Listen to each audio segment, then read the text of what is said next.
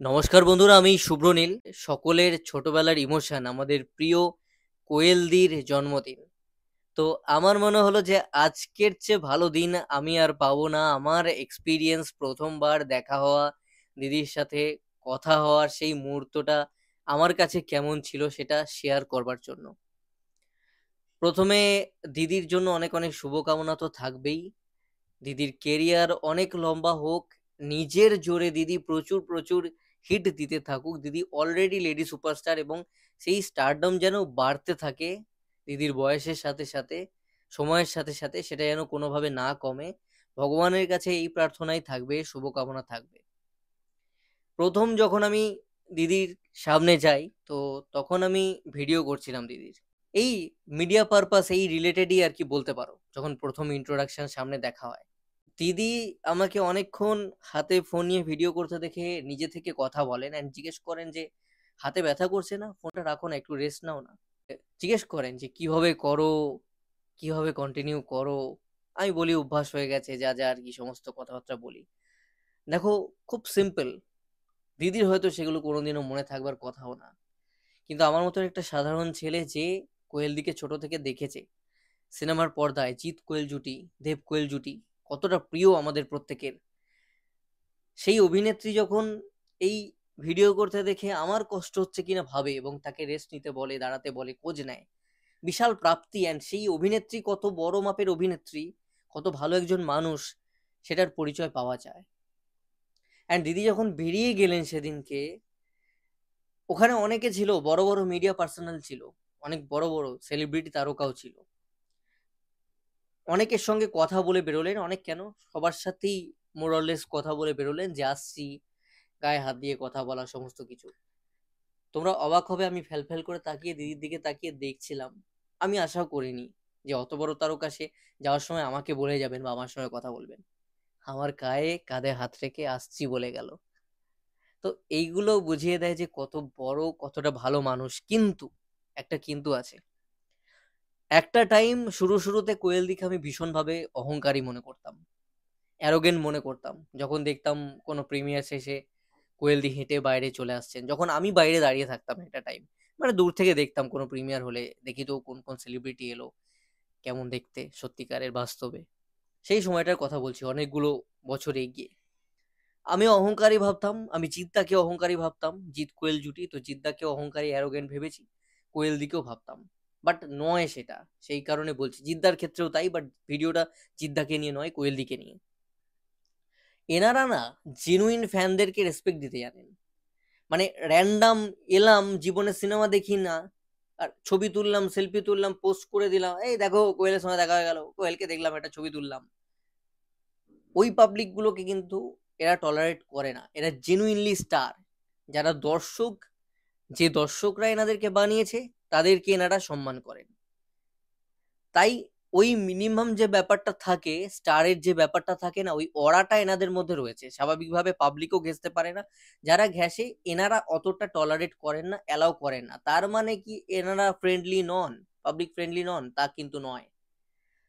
এই দুজন তারকা এমন তারকা যারা নিজেদের ফ্যানদেরকে নামে চেনে, দেবদাও চেনে অনেককে, বাট আমি জানি জিদ্দা ভীষণভাবে নিজের যে ফ্যানেরা রয়েছে তাদেরকে একবার যদি চিনে যায়, যদি জানে যে জেনুইন ফ্যান, পরীক্ষা করে দেখে, যদি তুমি পাস করে যাও পরীক্ষায়, তো লাইফ টাইম তুমি কিন্তু জিদ্দার পরিচিত হয়ে থেকে যাবে। বা কোয়েলদির ক্ষেত্রেও তাই, কোয়েলদি নামে চেনে। মানে আমি জানি এমন ফ্যানেরা রয়েছে যারা যদি কোনো প্রিমিয়ারের বাইরে এসে একদিন না দাঁড়ান ওনার ছবির প্রিমিয়ারে, তো উনি খোঁজ নেন যে সে আসেনি কেন, কোথায়, অন্যদের কাছে খোঁজ নেন। এইরকম মানে এমনটা ঘটেছে। অ্যান্ড এইটাও দেখো, একটা বছরে হয়তো কোনো অভিনেতা অভিনেত্রী বা জিদ্দা কোয়েলদিদের ছবি আসে কটা, তিনটে, মিনিমাম 4 মাস 5 মাস করে গ্যাপ। কিন্তু ওই যে একবার চিনে গেছে, ওই 4-5 মাস অন্তরও যখন ঢুকছে তার প্রিমিয়ারের বাইরে তার পরিচিত ফ্যানদেরকে, ভালোবাসার প্রিয়জনদেরকে খুঁজে পাচ্ছে না, খোঁজ করছে। এটাই হচ্ছে স্টারের লক্ষণ। অ্যান্ড এনারাও হাম্বেল, বাট এনাদের হাম্বেলনেসটা অন্যরকম। তাদের প্রতি শুধুমাত্র যারা এনাদেরকে আজকে কোয়েল মল্লিক বানিয়েছে, জিৎ মাদনানি বা সুপারস্টার জিৎ বানিয়েছে, জিতেন্দ্র থেকে জিৎ বানিয়েছে। তো কোয়েল দিও ইকুয়ালি ভালো মানুষ, অ্যান্ড ভালো মানুষ যে তার শুরুতে আমি এক্সাম্পল দিয়েছি। আমি একটা আননোন সিম্পল ছেলে, জাস্ট কোয়েলদির সামনে কিচ্ছু নয়। অনেক রকম অনেকের থেকে খারাপ ব্যবহার পেয়েছি লাইফে, দেখেছি, কিন্তু কোয়েলদির ওই জেস্টারটা আমার খুব ভালো লেগেছে। নিজে থেকে কথা বলা, অ্যান্ড তারপরে আরো কথা বলছিল, সুযোগ পেলেই তাকাচ্ছিল, কথা বলছিল, খোঁজ নিচ্ছিল, ব্যথা করছে না জিজ্ঞেস করে নিচ্ছিল, ইন্টারভিউ দিতে দিতে। একটা অরা আছে, একটা ভাইব আছে। অ্যান্ড কোয়েল মল্লিক একটা এমন না, মানে ওই যে গানটা আছে না রানীমা, ওনার ওই ছবির গান রয়েছে অরুন্ধতির, ওনার জন্যই যেন বানানো। মানে সত্যি উনি রানীমা। একটা হেঁটে যাবে না, একটা আভিজাত্য আছে ওনার চলা হাঁটা, ওনার ড্রেসিং, তোমার ভক্তি জন্মাবে। মানে আমি আজকে কোয়েল দিকে দেখলে চট করে কথা বলতে যেতে দুবার ভাববো, বা কিভাবে অ্যাপ্রোচ করব আমাকে ভাবতে হবে শত পরিচিত হওয়ার পর। কিন্তু অন্যদের ক্ষেত্রে সেটা হবে না, ক্যাজুয়াল ব্যাপারটা চলে আসবে। দিস ইজ কল অরা। এই অরাটা কোয়েল মল্লিকের রয়েছে, এবং ভীষণ মিষ্টি সুন্দর দেখতে, ভীষণ মিষ্টি হাসি। রানীমা ইজ রানীমা, মানে কোয়েল মল্লিক সামথিং এলস। আমি কাউকে ছোট করছি না, একান্ত ব্যক্তিগত ব্যাপার, কে কি পড়বে না পড়বে। বাট অভিনেত্রীদের ক্ষেত্রে বিশেষ করে আমি দেখেছি, যখন কারোর কেরিয়ারে একটুখানি ডাউনফল আসে তখনই তার পোশাক আশাক ছোট হয়। ছোট হওয়াটা খারাপ নয় পোশাক, তাহলে সেটা বরাবর কেন হয় না? যখন কেরিয়ারে ডাউনফল নোটিস করি তখন পোশাক আশাক ছোট হয়ে যায় কেন, বা ছোট পড়তেই হবে কেন? কোয়েল মল্লিককে তো কোনোদিনও পড়তে হয়নি, শর্মিলা ঠাকুরকে তো কোনোদিনও পড়তে হয়নি। অনেকে আছে, জয়া ভাদুরী রয়েছে, অনেকে আছে, অনেক অভিনেত্রী। আমাদের এখানে রিসেন্টলি আমি 2-3 দিন আগেই দেখলাম রাখি গুলজার ম্যামকে, প্রচুর তোমরা বলিউডের ওনার ছবি দেখতে পেয়ে যাবে। কই আভিজাত্য তো হারিয়ে যায়নি, তাদেরও কেরিয়ারে খারাপ সময় এসছে, তাদেরকে তো এরকম করতে হয়নি। কুইন ফর এ রিজন, রেসপেক্টটা মন থেকে জেগে ওঠে। অনেক কিছু এমন রয়েছে, মানে আমি কিন্তু শুধুমাত্র পোশাক বা ছোট এটার জন্য একদম বলছি না। মানে যে যা ইচ্ছা পড়তে পারে, সেটা যদি জায়গাটা ঠিকঠাক হয়, সেটার অ্যাপ্রোপ্রিয়েট হয়, তাহলেই হবে, সেটার জন্য সমস্যা না। কিন্তু আমি এক্সাম্পল দিয়ে বোঝালাম সিচুয়েশন অনুযায়ী, যে এই সময় ছোট হচ্ছে, ওই সময় তাহলে কেন হচ্ছে না? ছোট তো যে কোনো সময় হতে পারে। তুমি যদি আজকে পড়ছো তাহলে আগে কেন পড়তে না? মানে যখনই তোমার কেরিয়ারে ডাউনফল এলো তখনই তোমাকে পড়তে হলো, তাহলে কোয়েল দি কেন পড়ছে না? কোয়েল দিরও তো সময় খারাপ গেছে, কোয়েল দিও তো অমনি করতে পারতো। বা কোয়েল দির কোনো সময় কোনো কিছু ইচ্ছাকৃত তোমরা দেখতে পাবে না।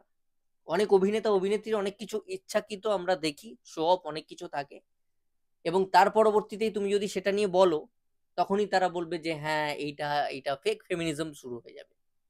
ফেমিনিজম সম্পূর্ণ অন্য একটা জিনিস।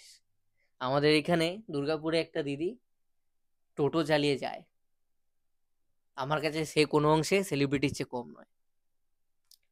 অনেক মেয়ে আছে অভিনয় ফিল্ডে নয়, যারা আজকে আর্মিতে বন্দুক হাতে কার্গিলের দিকে দেশের জন্য লড়াই করে, পরিশ্রম করে। আমার কাছে সে হচ্ছে ফেমিনিস্ট।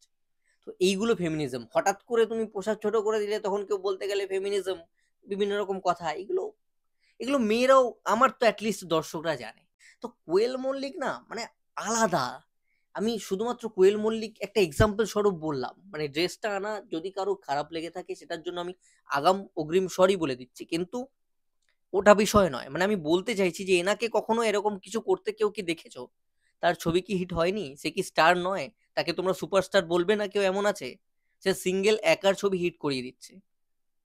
ওই আভিজাত্য ওরা লাগে না, কিচ্ছু লাগে না। উনি জাস্ট শাড়ি পরে চুলটা খুলে বা চুলটা বেঁধে হেঁটে যাবেন, আমি বলছি তোমরা চট করে তার কাছে গিয়ে কথা বলার সাহস পাবে না, হাঁ হয়ে মুগ্ধ হয়ে তাকিয়ে থাকবে। This is Koel Mallick.